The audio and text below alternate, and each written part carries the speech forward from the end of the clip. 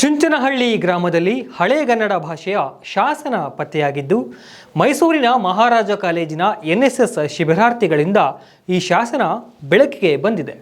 ವರುಣಾ ವಿಧಾನಸಭಾ ಕ್ಷೇತ್ರದ ನಂಜನಗೂಡು ತಾಲೂಕಿನ ಚುಂಚನಹಳ್ಳಿ ಗ್ರಾಮದಲ್ಲಿ ಹಳೆಗನ್ನಡ ಭಾಷೆಯ ಶಾಸನ ಪತ್ತೆಯಾಗಿದೆ.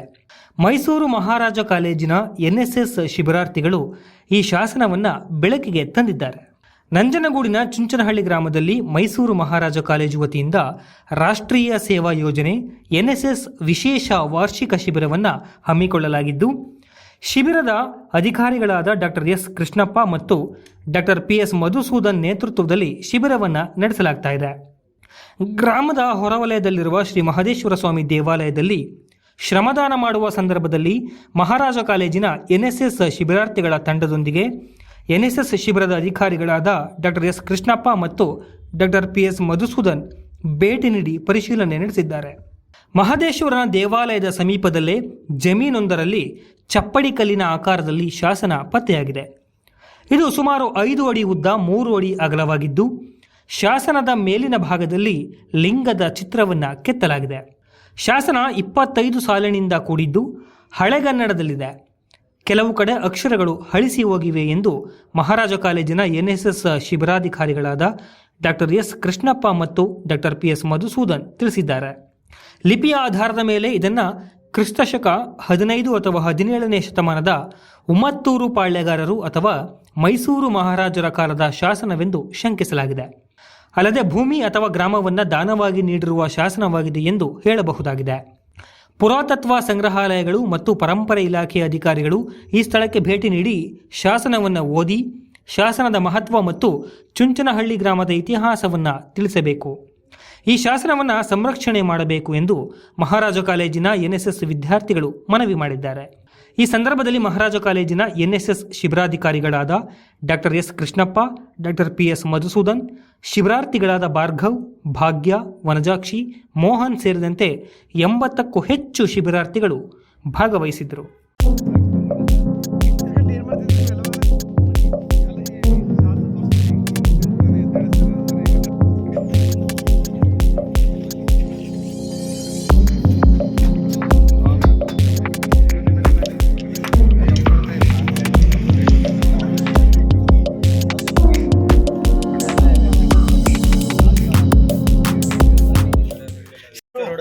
ಆರ್ಯರು ಗೋರಾರ್ಯರು ಅಂತಿದೆ ನೋಡಿ, ಓದುದ ಗೋ ರಕಾರ ಸಕಟದೆ ಪೇರ ರಕಾರ ಆರ್ಯರು ಅಂತಿದೆ.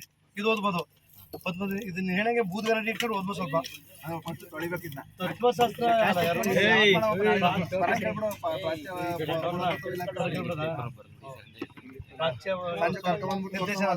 ಇದು ಯಾರು ನೋಡಿಲ್ವಾ ಇದೆ. ಹಂಗಾಗಿ ಪ್ರಕಾರ ಮತ್ತೆ ಇಲ್ಲಿ ನೋಡು ಚೆಟ್ಟು ಅಂತ ಇದೆ ನೋಡು, ಚೆಟ್ಟು. ಇದು ಓದಿದೆ ಚೆಟ್ಟು ಇದೆ. ಸಂಪೂರ್ಣ ಇದು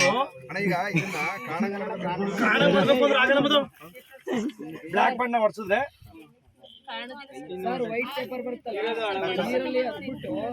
ಇದಂತ ಹೋಯ್ತು ಬಿಡು ಅಮ್ಮದು. ಇದು ಹೋಯ್ತು ಬ್ಲಾಕ್ ಪೇಂಟ್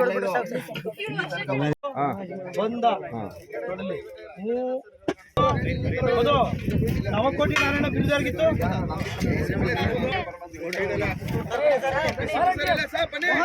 ಇದಕ್ಕೆ ಮನುಷ್ಯರು ಕಡಿಬೇಕು, ಪ್ರಾಣಿ ಕಡಿಬೇಕು ಅಂತ ಹೇಳಿ ಇದ್ರ ಬಗ್ಗೆ ಮೌಢ್ಯತೆಯನ್ನ ಹೆಚ್ಚಿಸಿಕೊಂಡು ಇಂಥ ಎಷ್ಟೋ ಶಾಸನಗಳನ್ನ ಇವರು ಇಲ್ಲೇ ಬಿಡ್ಬಿಟ್ಟವ್ರೆ.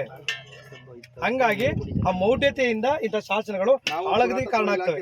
ಮಾಹಿತಿ ಕೊಡ್ತೀವಿ, ಅವರು ಇದನ್ನ ಸಂರಕ್ಷಣೆ ಮಾಡ್ಲಿ, ಅವರು ಇದನ್ನ ತಗೊಳ್ಳಿ, ಮತ್ತೆ ಇದ್ರದ್ದು ಏನಿದೆ ಅಂತಕ್ಕಂಥ ಮಾಹಿತಿನ ಅವ್ರು ತೆಗಿಲಿ. ಅದ್ರ ಬಗ್ಗೆ ನಾವು ಅವ್ರಿಗೂ ಒಂದು ಲೆಟರ್ ಬರೋದು ಕಾಲೇಜಿನ ವತಿಯಿಂದ ಇಂಥ ಜಾಗದಲ್ಲಿ ಈ ತರದೊಂದು ಇದನ್ನ ಕಂಡುಹಿಡಿದಿವಿ. ಇದೊಂದು ಲೊಕೇಶನ್ ಶೇರ್ ಮಾಡಿ, ಪ್ರಾಚೀನ ಮತ್ತು ಒಂದು ಲೊಕೇಶನ್ ಪುರಾತತ್ವ ಇಲಾಖೆಗೆ ಇದ್ರ ಬಗ್ಗೆ ನಾವು ಈಗ ಗಮನ ತರ್ತೀವಿ. ನಾವು ಇದ್ರ ಬಗ್ಗೆ ಇಲ್ಲೊಂದು ಪ್ರಖ್ಯಾತ ಇತಿಹಾಸವನ್ನ ಹೇಳ್ತಕ್ಕಂಥ ಶಾಸನ ಇದೆ.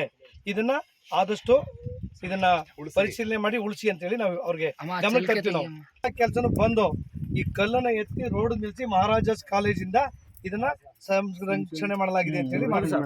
ಅಷ್ಟೇ ಸರ್. ಬಾಲಕರ ವಿದ್ಯಾರ್ಥಿಗಳಿಂದ ಸಂರಕ್ಷಣೆ ಮಾಡಿದ್ದಾರೆ.